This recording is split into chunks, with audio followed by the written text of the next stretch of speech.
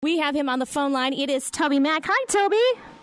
What's going on, April? How you doing? We're doing good. How are you doing? I'm doing great. Getting ready to head out on tour. Excellent. Very good. So are you out on tour right now, or are you still at home? I'm at home, actually. I just finished a short tour called the Eye On It Tour, and I'll be doing a spring version, a fall version of that. But that was just the first run. It was great. It was with Chris August and Jamie Grace.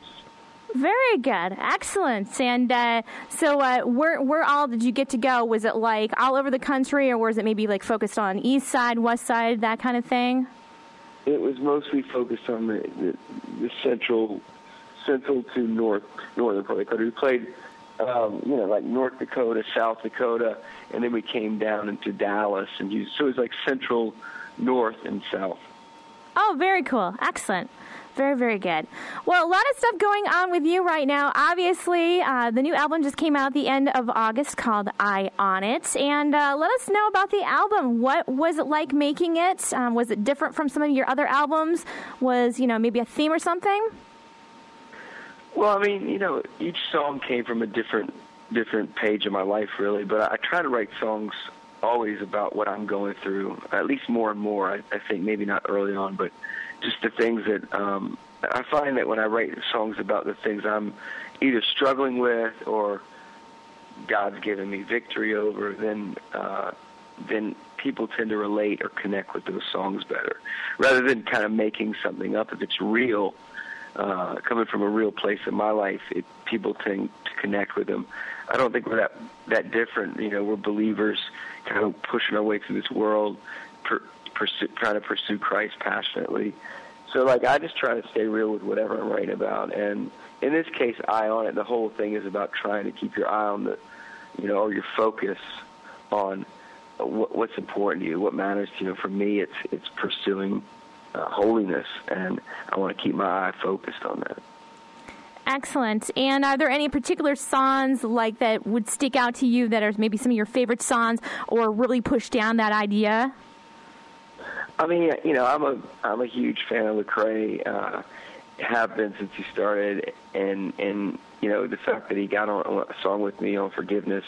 And I think, when people thought Lecrae and I were going to do a song together, they thought for sure it was going to be like a banger, some big Dirty South, big old hip-hop track.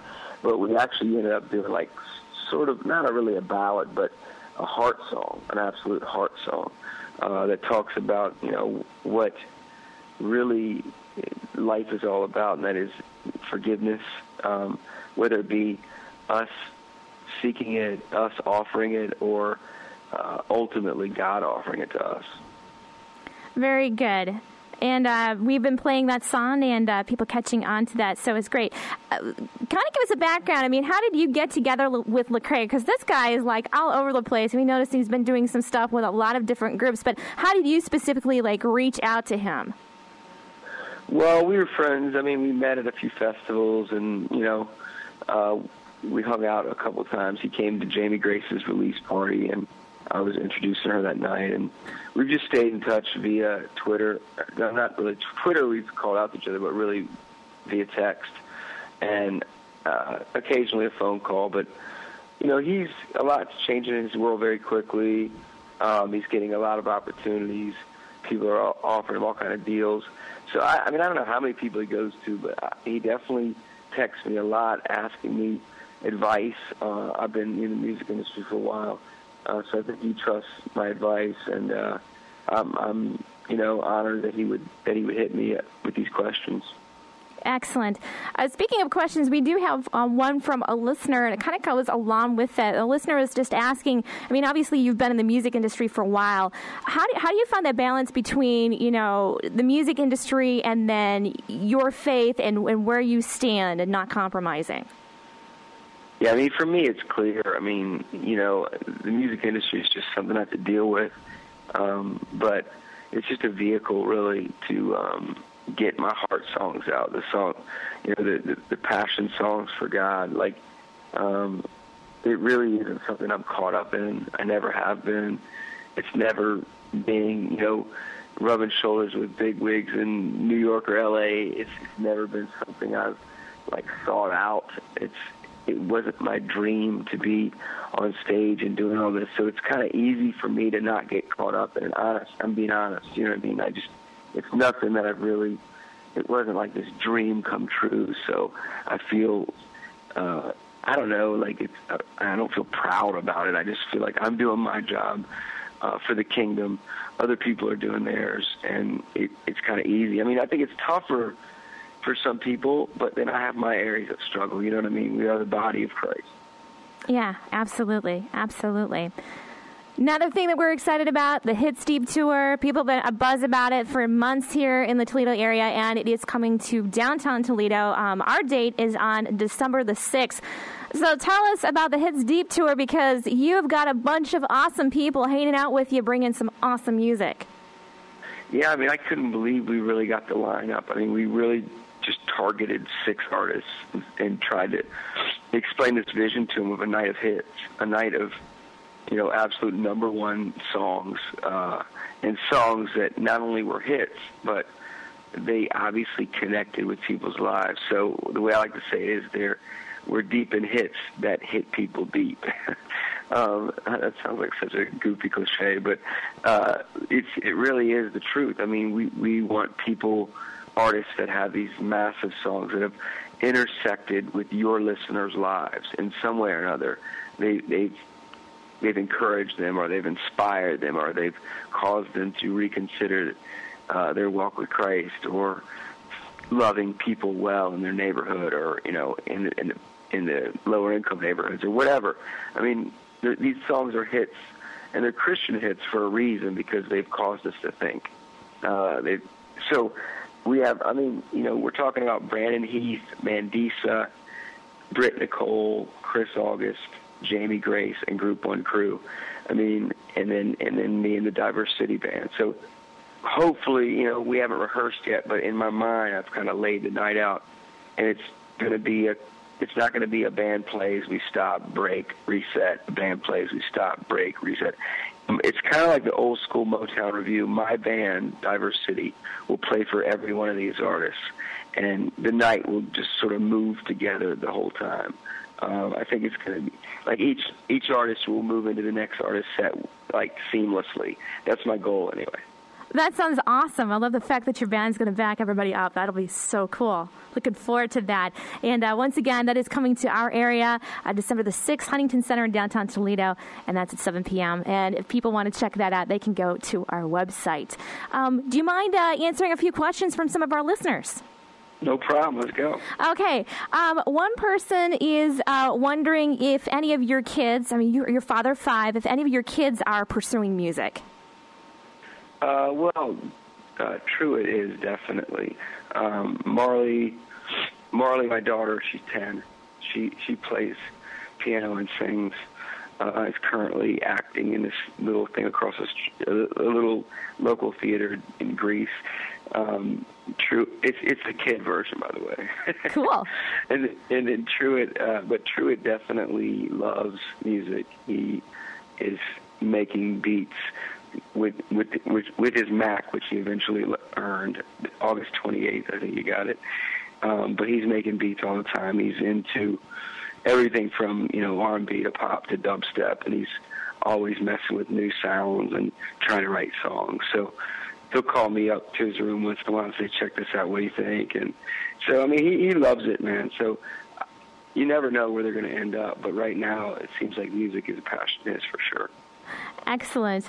And somebody else had asked, speaking of your kids, what do you enjoy most about fatherhood? About fatherhood, I think probably watching them make decisions and seeing them apply, what God has taught them to their lives. I mean, I think it's really cool to you pour in, and you watch them make bad decisions from the time they're born, because we're humans, we're fleshly humans, and then you see the Spirit of God begin to intersect with their lives, and suddenly you're watching good decisions being made, and decisions that are moving people toward God versus the flesh side, moving them away from them. I mean, that's really fulfilling.